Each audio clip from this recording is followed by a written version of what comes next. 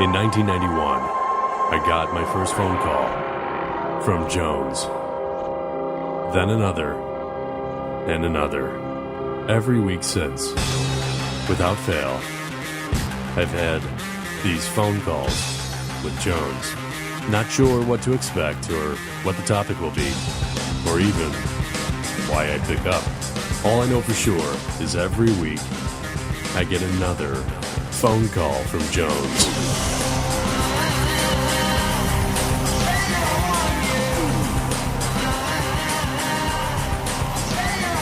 Oh, man, I'm telling you, the Super Bowl sucked, but I love that halftime show. Halftime show was killer. Oh, that was the best one I've ever seen. The Prince one was always my favorite because I love Prince. But that Bruno Mars, and then even when the Chili Peppers came out, it didn't feel weird. I'm glad they played an old up-tempo song. And, oh, God, I love that thing. Like, and it was funny because the people who play at the halftime show don't get paid. And it's totally worth it because as soon as that show ended, I was like Googling like Bruno Mars tour. I'm like, I want to see this guy. It's like an old school, like he's doing the James Brown leg shimmy thing. And yeah, he's got the awesome. band. He makes the band do like a little like, choreography. They're all dressed like they're the Temptations or something. Right. On the surface, it's like Bruno Mars. But then he starts playing, and I'm like, oh, that's right, Bruno Mars. This guy's killer. I don't know why he gets bagged on. Even in my own, subconscious, I kind of like turned my nose up at, maybe it's his name. Well, yeah, I don't know what it is either. I kind of, when he was announced, I was like, oh, really? That's kind of a big event. But then when I saw him, I'm like, why is this guy like 25% of what Justin Bieber is? The game, I couldn't have cared less about. It was pretty much a disaster. Oh, my God, I wanted it to end. If there was ever a slaughter rule, I wanted it invoked. I felt terrible for Peyton Manning, man. I really did. It is brutal, too. And for a guy who is fighting the rap of not being a big game quarterback, this did not help. And this did not improve the resume. I wanted there to be like the crowd at the Apollo Theater to like boo him off the stage and for it all to end. Right, and then the little like black clown guy comes out and would dance him off. Yeah, it was so bad. I wanted there to be a hook or like a gong or something to signify that it was over. I mean, after Percy Harvin ran back the kickoff to start the second half, it was like, oh my God, this could not possibly get any worse for this. It was terrible. Just when they do the super slow-mo of the ball flying past his face off that first snap, it was just like, he just had this Gomer Pyle look on his mug. I was like, if he could win it. If he could win it, then with all the stuff that you want to knock on him, like not winning in big games or not winning as much as he should. I know he won one Super Bowl before, but, he's always kind of been known as not the big game quarterback. I was like, well, if you get 2 Super Bowls and then you have all those other regular season stats to go with it, you could pretty legitimately say top 5 quarterback, and if people want to argue he's the greatest. But, dude, after this, that talk's got to be done. I would say that he is one Rex Grossman away from being our generation's Dan Marino. Well, it's funny because I honestly feel, and it's not just because I'm a Bears fan, if the Bears had an average quarterback in that Super Bowl, they would have won that game. I've never seen Peyton throw out in like a clutch game, put in a big performance. The only time was that Super Bowl a couple of years ago when they played the Saints, and then when he's driving down the field, he's thrown for over 300 yards, then he up and throws a pick, and it ends the game. And I've heard people like say, well, the guy broke on the wrong route, shouldn't have done this, but dude, his big games he's the Oscar De La Hoya of football. He always finds a way to like lose in the big moments. What's sick is that, all week I've been seeing the stat, he's 1-2 in Super Bowls, and I was like, well, I don't remember his other loss. And now you're saying it was against the Saints, and so I remember the Saints winning, but I don't remember it being against the Colts. I don't know if it was a stroke or something, or what happened. Well, no, you know what it was? It was at your buddy's place, and remember we were rooting. There was a bunch of kids there that were rooting for the Colts, and we were appropriately and playfully rooting for the Saints, and the kids were loving it because there was like an adult there to kind of fight with. But we were totally being cool about it. But their dad was like getting all pissed off at us.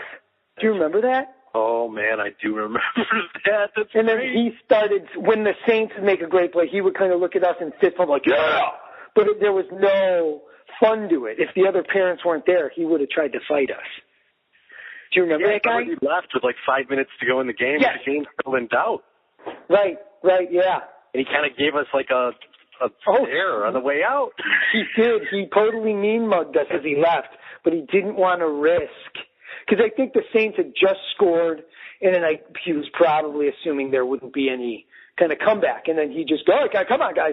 And I remember the kids were even wanting to stay to watch the end of the game. I remember him being like, Dad! And he was just like, no, gotta go. He just did not, I don't know what he thought we were going to do. But remember, he just charged out of there. But that was the game. Because I remember you and I were watching the game, and I was like, dude, if Manning scored, this is a legacy drive. If he scores here, driving down, last minute, wins the Super Bowl, now he's got 2, he can shit the bed for the rest of his life. But he shit the bed then, and he shit the bed yesterday. Oh, man, it was so sad, man. It was so sad. So now, that said, who do you have in your top 5 NFL quarterbacks of all time? Top 5 NFL quarterbacks of all time, no order. No particular order unless you have the order. Oh, wow. Well, I mean, I think you got to put Tom Brady at the top of the list. Okay, that's 1. I think you gotta have Joe Montana, personality aside, douchey personality aside. Right. Okay.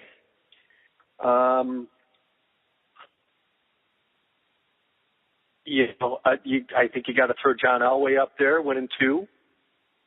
Okay.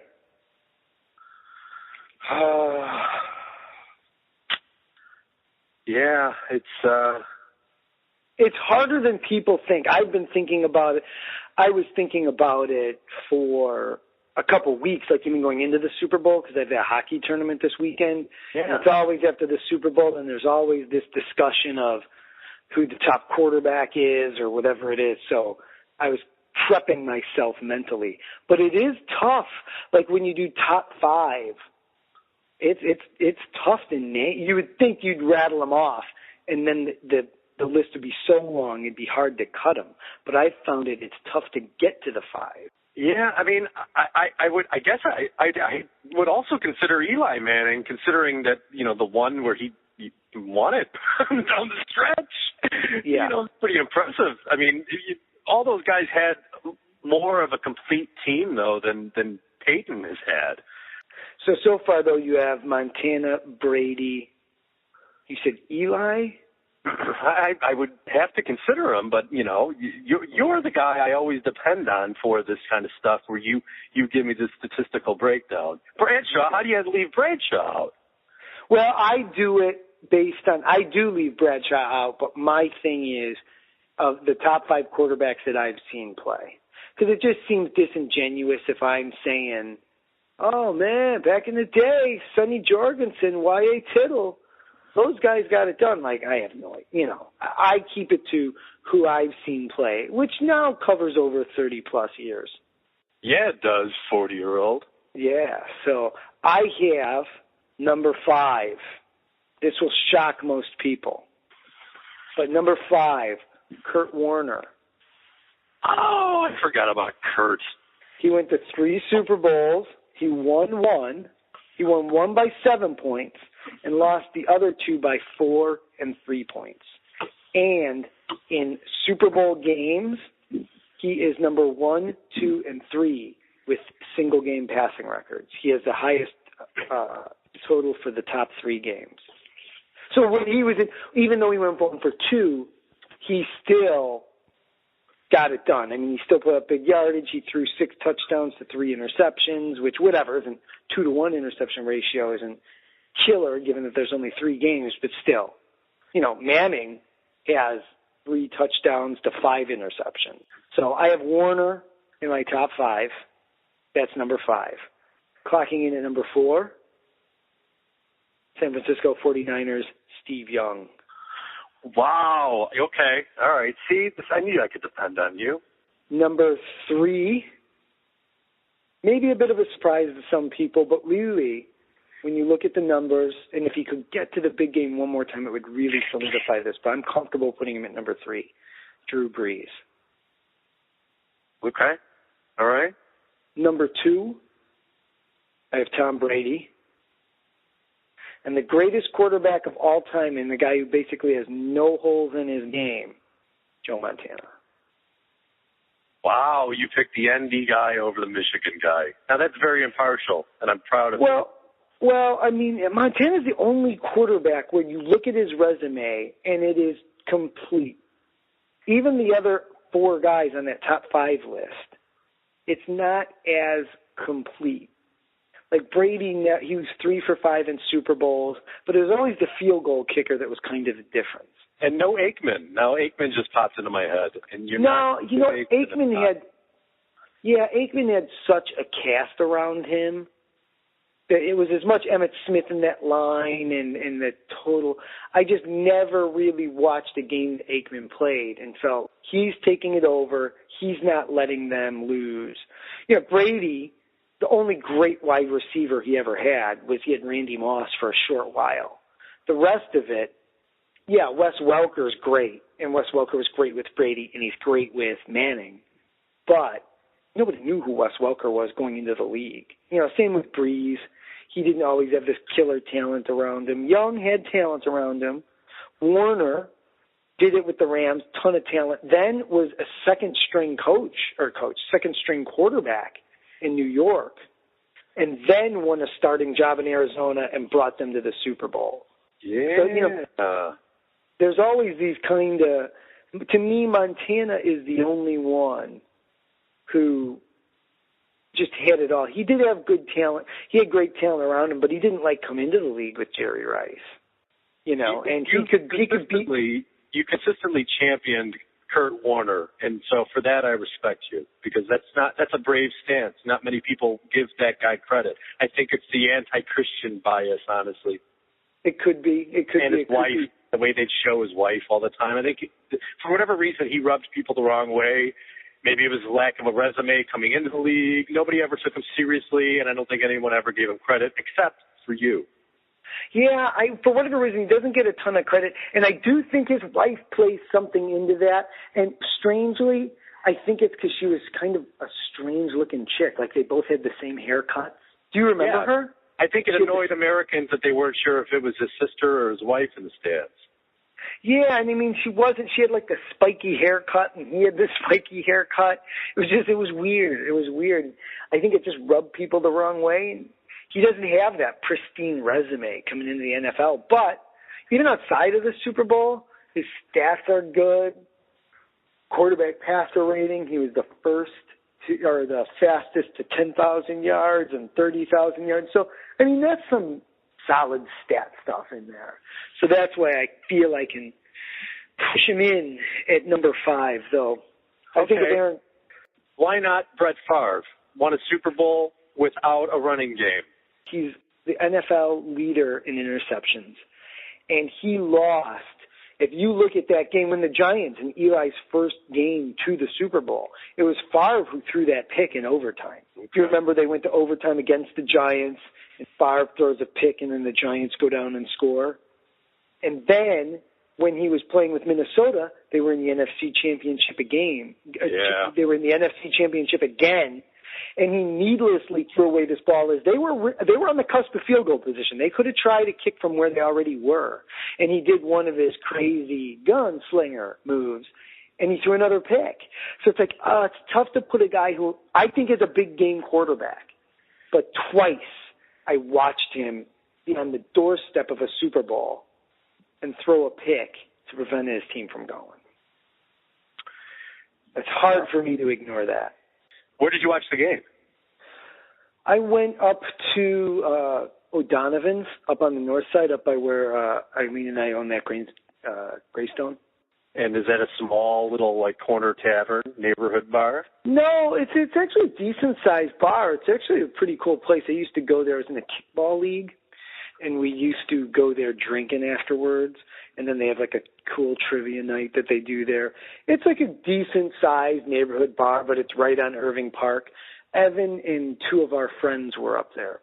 So I was in the burbs, but I was kind of like, I got to get up tomorrow and go into work. And it's just easier if I go to a location in the city and then just take the L home because, the game, everybody's going to start to peel out about 9:30 anyway. I don't know why they need to move the Super Bowl to Saturday night. This is insanity. To have this huge hyped game, everybody's throwing parties, but then, once you get into the end of the third quarter, people start getting the Sunday night blues and start thinking about what they have to do at work tomorrow. Like, dude, just have it on Saturday night and let the damn thing just be a blowout. Yeah, I mean, I got to think that they have worked the angles and the numbers and have concluded that the money is just bigger on Sunday, and that's why they do it. I don't know how it could be. I don't know how it could be. I mean, what would be – everybody wants to party on like a Saturday night. And even when like a New Year's Eve or a Halloween rolls around to like a Saturday, they always talk about how those are huge numbers at bars and people really go crazy. It would just seem – plus, it's not like you're throwing people off the schedule of watching football every Sunday now because once the playoffs hit, there's football on Saturday night, and then you already have a 2-week gap in between the conference championship games and the Super Bowl.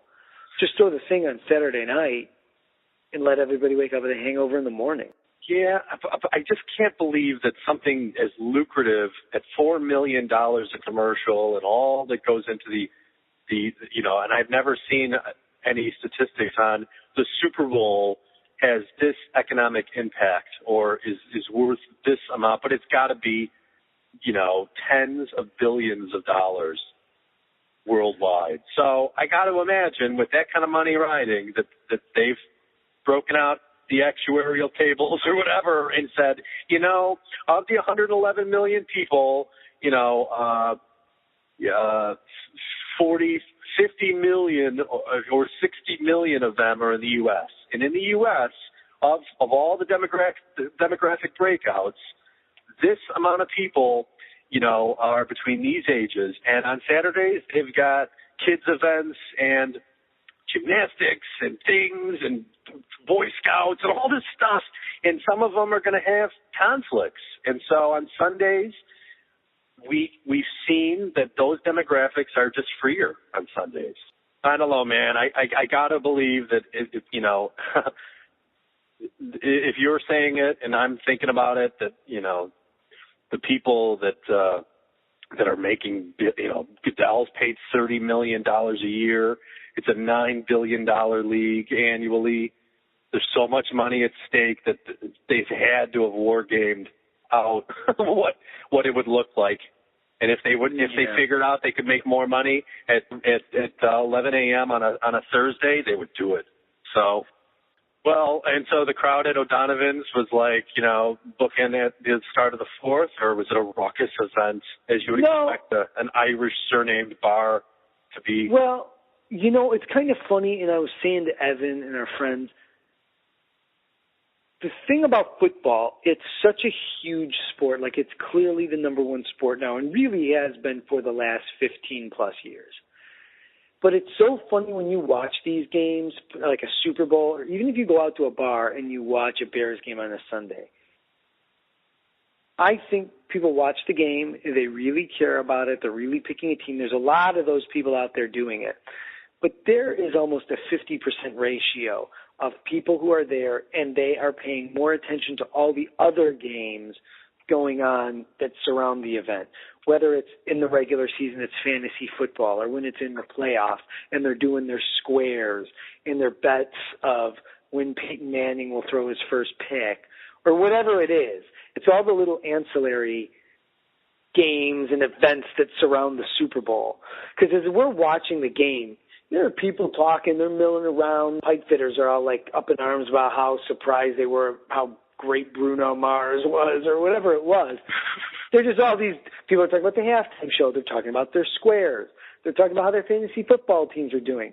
And that seems to me to be one of the big things that really put football over the top versus baseball. And definitely basketball and definitely hockey. There's not those outside games. Like if you go out to a bar to watch the Stanley Cup Finals or the 7th game of the World Series or the NBA Finals, you're watching the game. There's really no room for you to be sitting there, beer in hand, watching the game and then turning away to look at your squares or ask your buddy what numbers are we or whatever that is. And that was going on 50% of the crowd at O'Donovan's. Speaking of Prince, so obviously the Super Bowl having that huge audience, the show that follows it up, is usually carefully selected by the network that has won the rights.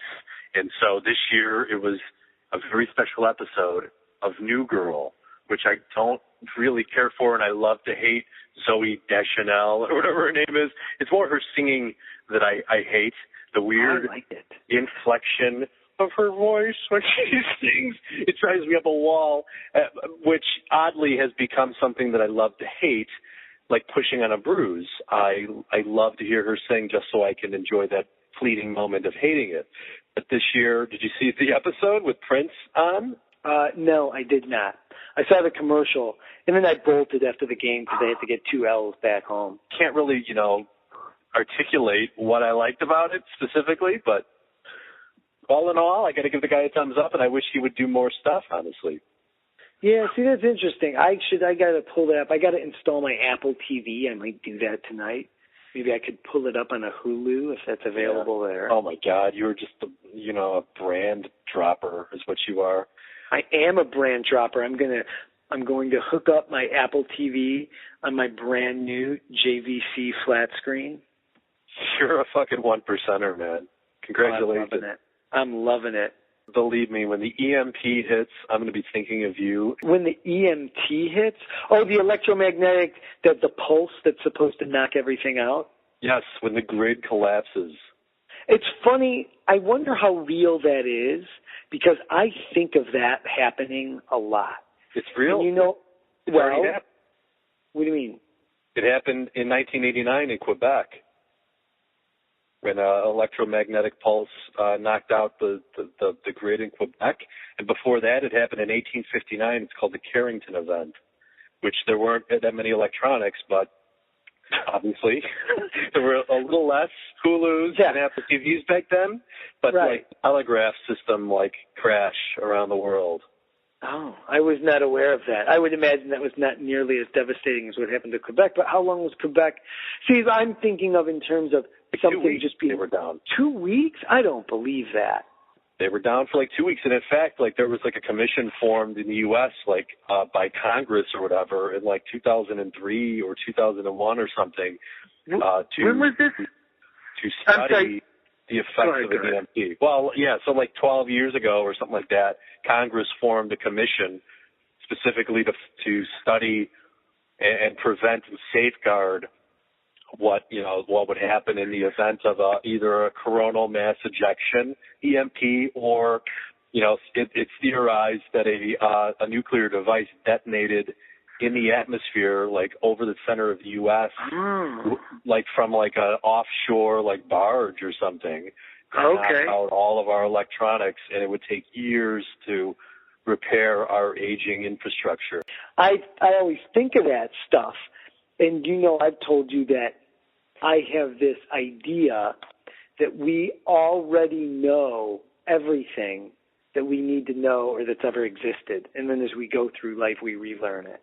So sometimes, and it's been happening to me a ton in the last couple days, when you're thinking of something or someone, or even beyond that, you're thinking of some kind of fact or piece of information, and then when it comes to you, you're like, why would I have even known that? How did I know that? But I was thinking about it. So I do think about that electromagnetic pulse thing a lot. So is my brain already on the possibility of it happening in my area, in my region, at a time when I'm alive or whatever. So I do think it's funny that you mentioned that, because that was the premise of New Girl, now that you mention it. Prince knew everything before it happened. You're kidding me. No, that's not the premise of New Girl. But that is an interesting premise nonetheless. And so we all have this ability, or some of us, and is that like a reincarnation type thing? I don't know. This is one theory that I have. I don't know that I attach it to any kind of reincarnation. But you come from a place, this idea is you come from a place of infinite knowledge. I don't know why you come here, what you do. Maybe it's to verify to your spirit what you already know. It's kind of like a go prove it to yourself. But you come from a place of infinite knowledge. You go back to this place. And while you're here, maybe it is a part of reincarnation. While you're here, you experience the things that you already know without having experience. That's very interesting.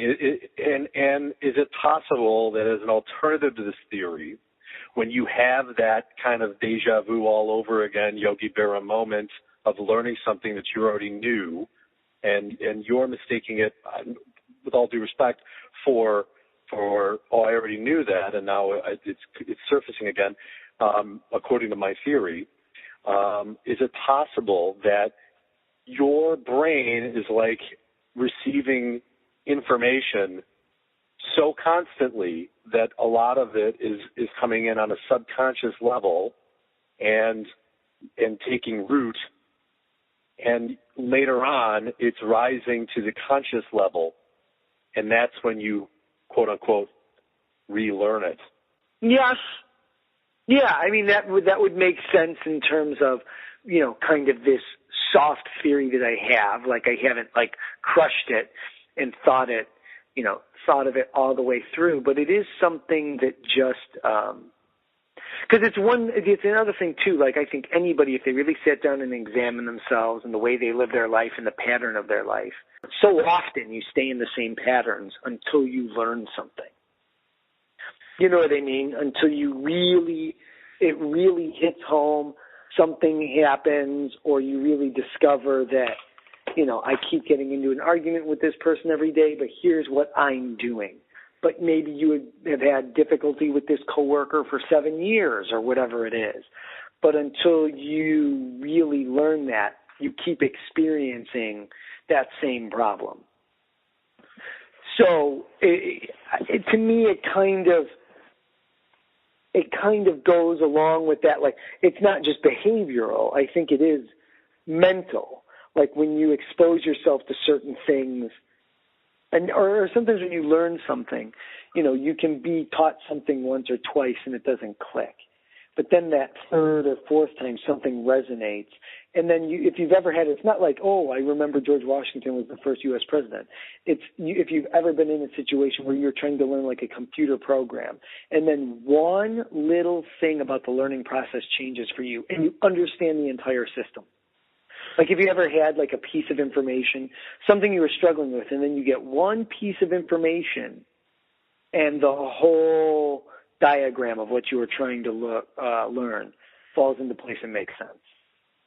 Well, right. So in the context of what we're discussing here, is it possible that years ago, either in the background of the room you were in, it was discussed on TV, or I was talking to someone about electromagnetic pulses or the Quebec grid or the Carrington event or whatever, and either you had no interest in the subject, so you just kept on watching Peyton Manning getting, throwing interceptions or whatever, but now you're in a different place in time and in your life and in your experience toolkit, where now you have kind of eyes to see and ears to hear, and you're like, right. You know what? And now that information is kind of resurfacing because a little piece of the puzzle has connected in a way where it didn't connect 8 years ago when you heard me blathering on about it drunkenly at a party. Right. Well, see, I think it could be part of the whole grid process. That you are presented. There are things that you need to learn or kind of quote unquote relearn, and you keep getting presented with that. You know, there was an opportunity 5 years ago for me to have certain discussions or to learn certain things, whether it's negative or positive. It just doesn't have to be negative behavior either. Like, I was always late, and then I learned to do this, and blah, blah, blah, and I changed my ways, and this is all the stuff. My life changed after that. Sometimes it can just be informationally learning something or just, you know, improving as a person. But I think that's part of the, I don't know, what do I call this? Like we live in like a training ground. It would make sense to me, though, because in the same way, like martial arts, the idea behind martial arts, part of the principle of it is to defend yourself, but also you learn to be calm in the face of conflict because you're constantly dealing with conflict. So going through this life, this world, there are things you really already knew coming into it, but perhaps you have to experience. And maybe, you know, you keep experiencing that thing that you need to get a handle on, that you really need to learn, turn, say, a negative into a positive. You keep experiencing that until you get it right, until you really experience what you already knew, the truth you already knew when you came into this world. You really need to experience it, and you keep having those opportunities until what was meant to happen happens. And then all of a sudden, much like learning, you know, much like in a classroom environment where all of a sudden one day the teacher says something, it all makes sense. All of a sudden, in terms of your life, it all makes sense. You know, it's funny because, like, over the weekend, it all made sense. And it actually felt like, oh, well, of course I knew that Phillip Seymour Hoffman was going to OD on heroin. I knew that 5 or 6 years ago. So then it really kind of felt like, yeah, I knew that. And now it's happened. Finally, you know, the context finally hit home of what I already was sensing and feeling about him years ago. And I just went, oh, okay, that makes sense. Next. And not to distract from this very important existential conversation, but it really sticks in my craw when people get up in arms about somebody having a drug overdose, man. I almost feel like it's like, you know what? I don't want to, you know, I don't want to mourn them, man. I just want to go like, yeah, that's like a suicide to me, and it's sad, and I don't want to sit around celebrating it, man. You know, finding him with a needle still in his arm. It's like, yeah. Well, and it's like it seems like these dudes all do it right after they go to rehab. Why? Because they get out of rehab and they go right back to using at the levels of like 10x that a normal person can use at. And so it's like, hey, rehab, Dr. Drew types, could you at least hedge when you have these dudes in there and say, now look, by the laws of God and man, we have to tell you that if you do have a relapse out there on the streets when you leave here, and of course we've done important work over the last 90 days to prevent that from happening, but should you relapse, cut your dosage by a factor of 10, please. No, wait, what is that? I don't get the 10 times. What does that mean? Well, I am not a junkie, as you know. I believe that Coke is it, but smack is whack, as you know. Right. And so I believe that these characters get out of rehab, and, you know, because they go to rehab, obviously, because they've hit rock bottom, and they're, you know, doing things that would make a billy goat puke and all this stuff.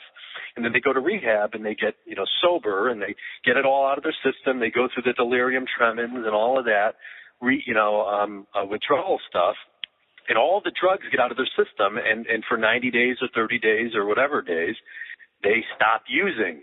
And then when they fall off the wagon and they go and they pick up a bag, they buy and they use the quantity that they used back in March, even though now it's November. Right. Okay. And their body goes. Dude, right. You can't just pick up where you left off. This isn't like riding a bike. You got to build up to, like, you know, snorting 17 lines. Yeah. Dummy. Right. Like at his height, I think Rush Limbaugh was taking like 10,000 pills a month or something crazy of this hillbilly heroin OxyContin thing. But it took years and years of, I need a little more. Now my body's building up a resistance. I have to take, 10 pills today, even though I used to just take one pill. Right. Your body can't take it once you go to rehab. Well, speaking of sickening, what's your take on Woody Allen? Oh, that's another guy when they're like walruses clapping at the Oscars or the Emmys or the whatever award show, giving him Lifetime Achievement Awards. Like, he married his stepdaughter, man, and his other stepdaughter accused him of molestation. Right. What is wrong with you Luciferian Hollywood types, man, and you Americans watching this character? It's clapping for him and going to his movies and wanting to work with him, and all of the Hollywood fruitcakes, climbing over themselves to work with this guy. It's like, don't you people have any shame? Right. Well, it's funny because I saw that story and I was like, oh my God, dude, this never stops. And then they were going through, have you ever seen, they're going through all the kids that Mia Farrow's had and their relationship to Woody Allen. And I do love when they talk about Woody and Mia's son. Ronan. Ronan, that was always rumored to really be Frank Sinatra's son and looks exactly like Frank Sinatra. Yeah, he does. It's like, why are you guys even, just move on from that. Just say it's Mia's son. You don't want to deal with the Frank Sinatra reality, don't. But there's no way that that's not Frank's son. He looks like mini Frank Sinatra. But anyway, when I saw the story, I was like, oh my God, of course. Because I'm on that same camp of Woody Allen. He gives me the creeps. It's to a point where it's just very, I don't know. I guess I try to, whenever I hear people pump his tires about how great he is, or Annie Hall this and Annie Hall that, I kind of am like, but he's so creepy. How do you support him? But then at the same time, I guess, all my Michael Jackson stuff, I still rock out to his music. So I don't know. I guess it's kind of the evidence of, once you've decided to like something, you kind of go to the nth degree defending it, or not defending it, but trying to make it fit into a paradigm of righteousness or whatever. Like, yes, Michael Jackson was a creep, but I'm not going to stop playing his music. And I guess people before me that loved Woody Allen, that I don't have a relationship with, to his stuff, they still defend it. But it was interesting because I was looking at some articles, and there was an article today that was written by a guy that was defending him. And he was saying, because I guess he was brought up on these charges in 93 of touching this girl. And then the judge said, well, there's probable cause that to pursue probable cause. Well, that's what I can look it up. Let me see if I can Google it. Well, it just sounds like, Woody, there was probable cause that allowed you to touch 7-year-old Dylan. So. Right. Well, that's the judge was saying, although there was evidence to suggest probable cause to all this, to delve into this case at the time would be detrimental to the child or whatever it was. But when they were going, so then he had these rights, these visitation rights with the kids. He could only see the kids like twice a week or something like that, and it was observed, and it was only 2 hours. And they said that the kids were, whenever they would show up, that there were other social workers there, that the kids would say, I'm supposed to say that I hate you, or I'm supposed to say that you're evil, or whatever it was. And he was documenting, this writer was documenting that there was evidence that for years Mia Farrow was training these kids to say this stuff and was programming them in a way to go after them. So I don't know. It was just interesting. I'm not really on board with that because he's a creepy looking guy who, and yes, I'm judging him on his appearance, but he's this creepy, I'm not a judge, so I can judge him whatever way I want. But he's this creepy looking guy who was super obsessed with sex, struck you as a guy who never easily got it on his own. And then, yes, he decides he's going to have the one long-term relationship that he will commit to in his life is with his stepdaughter. So, Sunyi just blows it all out of the water for me, man. Because that's why you have a hard... Pharaoh never existed and that accusation never existed. The Sunyi thing is like, case closed. You are a Luciferian asshole. Right. Anybody who works with you after this, creepo. I go down that path too. Like, I totally find him a creep. I totally get it. But it was just interesting when they were describing that the possibility that Mia was training these brainwashing these guys, brainwashing them in a certain way. And as I'm looking it up, they that's what the judge used. The judge said that there was probable cause to prosecute this. And then, Mia Farrow discovers these nude photos of Sunyi and Alan's home and all that stuff. And, and then she was above age of consent at the time, but. Yeah, but again, at what age did she enter his life? Like 12 or 11 or something like that? So even if they married at the age of 21, it's like, yeah, and you know what? You knew her when she was like a preteen, man. What is wrong with you, dude? Right. What's wrong with you? Yeah, no, I've never gotten the Woody. I don't know how you get past that one. You know what? I was watching a video clip of him refuting the allegations today, and it directly is asked, "Did you do it?" And if somebody asks me that question, if I'm him, I of course I go, no, I did not do this. He looks away and goes, hey, it doesn't even make sense, that I would do this, and he goes off on this stuttering. Granted, that's like his thing, is that he's an awkward, he makes Zuckerberg look like he's, confident and steady and suave. So Woody Allen goes off on a stammering, stuttering, equivocation rant. It's like, dude, how hard is it just to look someone in the eye and say no? Of course, it's absurd. No, I would never do that. No, I'm not a Luciferian psychopath. No. But no, you can't say no because you're a jerk off. Yeah, you went down the Jerry Sandusky route right there. But, I found it, dude. I want to see that's good. I want to see a side-by-side of those two dudes going on their equivocation, stammering rant. That's lovely. I like that. I forgot all about that character.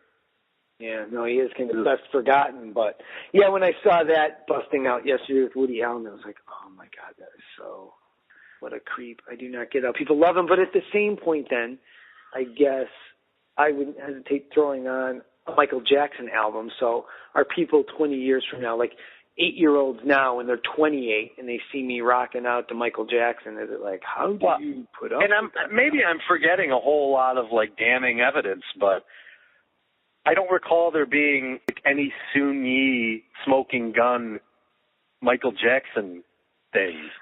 There's nothing Sunyi-like. However, if you remember when he had that interview with Martin Bashir, and he was in the interview, he was with a 12-year-old boy, and he took the boy's hand. Do you remember when he was talking, when they were interviewing him, and he was sitting right next to him, and like, huh? And then he admitted, of course I let kids sleep in my bed.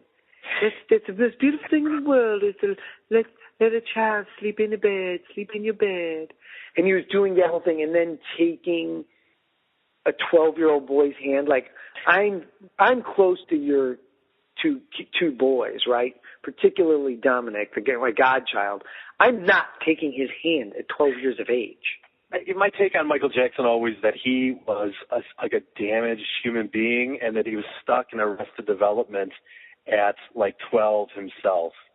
So I never really, I never really felt like, yes, he is definitely preying upon these children. I always kind of felt like he is a child himself, and so he's hanging out with these children. Oh, why? I'm giving him a pass, but...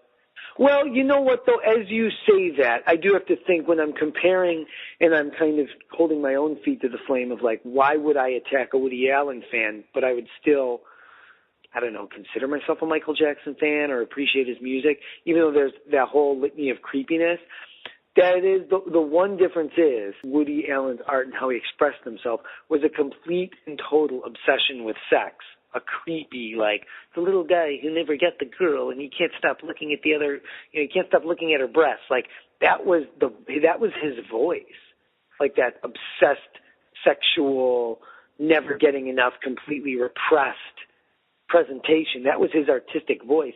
Whereas when Michael Jackson, other than when he was singing and dancing about chicks, any other exchange he ever tried to have, like when he like made out with, what was her name? Lisa Marie Presley on the MTV Video Awards or whatever. That was so uncomfortable. Like he just did seem to want to have nothing to do with the opposite sex, and that he was very childlike. So that's true. That does, I don't know, maybe allow me to rectify it in my mind a little bit more. He's not as creepy as Woody Allen. I would stand by that. Woody Allen is creepier than Michael Jackson. I would say that. Let's put it to a poll. Ladies and gentlemen, please vote now. Who's creepier, Michael Jackson or Woody Allen? Which is crazy even when you go beyond the children thing, you know, and the guy keeps chimps, and then he has the Elephant Man's bones. That's got to speak volumes to Woody Allen, that there are people that walk this earth that think he is creepier than a man when he was living, had in his possession the Elephant Man's bones, walked around with a chimp, had his own personal playground for himself, his own amusement park on his property, which is creepy to have an empty amusement park on your property. Yeah. That's as creepy as it gets. An abandoned, because unless you're in it, it's abandoned. So you have an abandoned amusement park on your property. When you're looking at these celebrities, when you're looking at these entertainers, they're so out there in the public eye that any opportunity to take advantage of them is plain to see, you know, to kind of play into, if they're such public figures, their insecurities are very public as well. And it's almost instinctive of like, you know, if you knew that if you were going to go to, like, here's an example.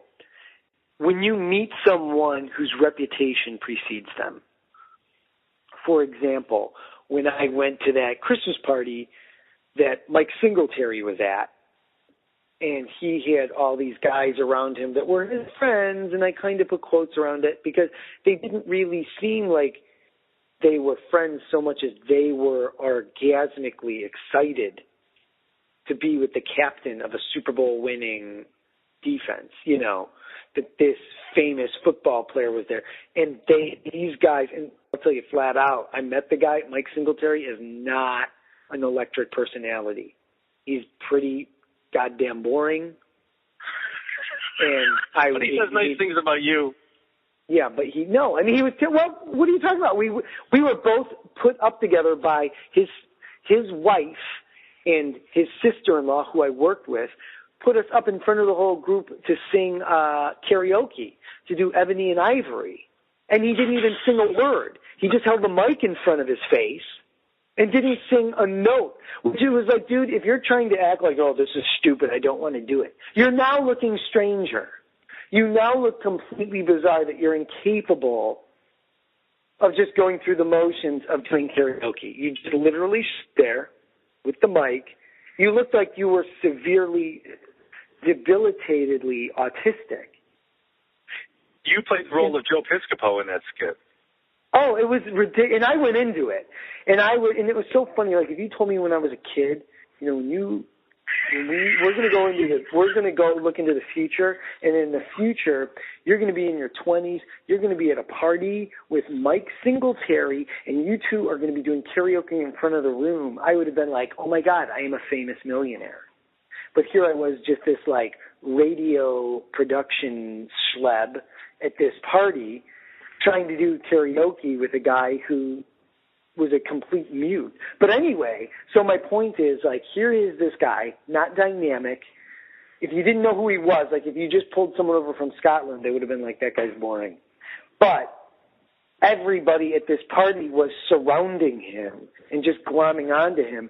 And part of their routine was they knew, okay, if I'm going to meet a Mike Singletary, what am I going to talk about? I'm going to talk about how great he was.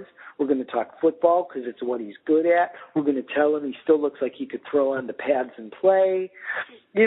So you see someone whose reputation precedes them, you already have – it takes a lot for someone to be aware of what someone else could know about you and how they would try to play you. You know what I mean? Like, if you're a famous musician, if you're a famous actor, if you're a famous athlete, if they walk into the room, both you and I would know how to butter up to them right away. And do they have the ability to step out of that and go, all right, I know where this guy's going. I got to back out of this. Or is it just you're not aware of it? Like none of us really go through life thinking everybody is trying to manipulate us. Or, once I walked into the room, everybody here wanted to talk to me. All right, everybody. Yes, I am Mike Singletary. I'm going to do the eyes just one time and one time only. So gather around, everybody. I'll do the eyes. Right. Yeah. That's it.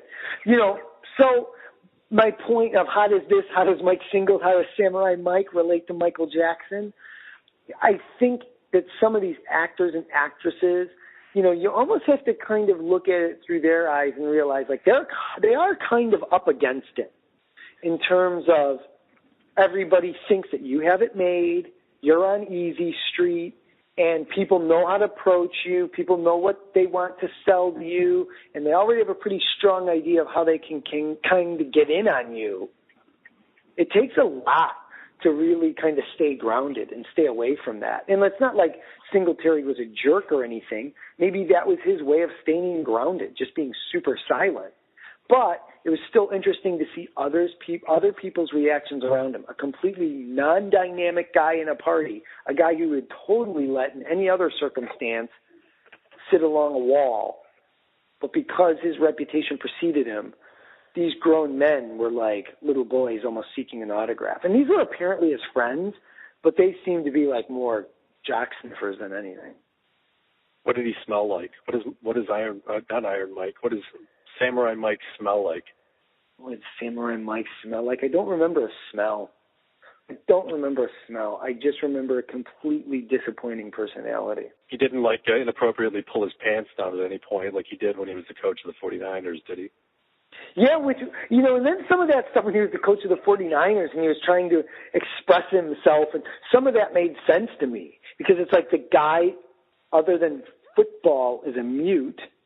And then all of a sudden when he really needed to get attention, I think it was not a surprise to me that he did not know how to express himself and just kind of shit the bed. Like, the only way I can get through to these people is if I disrobe in front of them. I don't know how to communicate to them.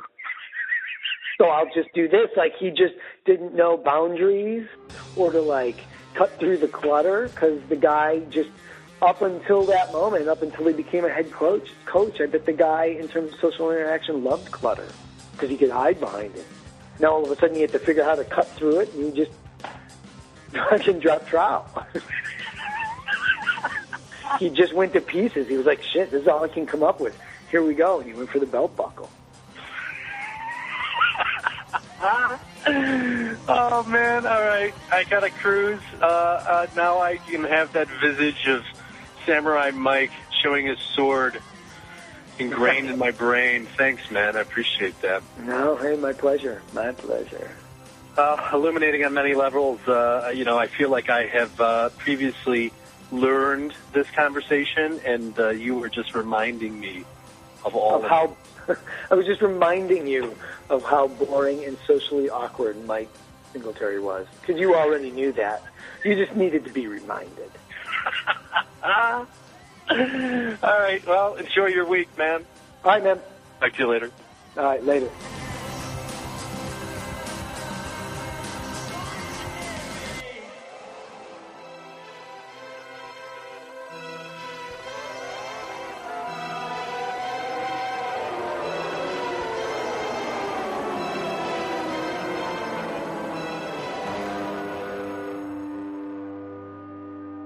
We're sorry, the number you have dialed is not in service at this time.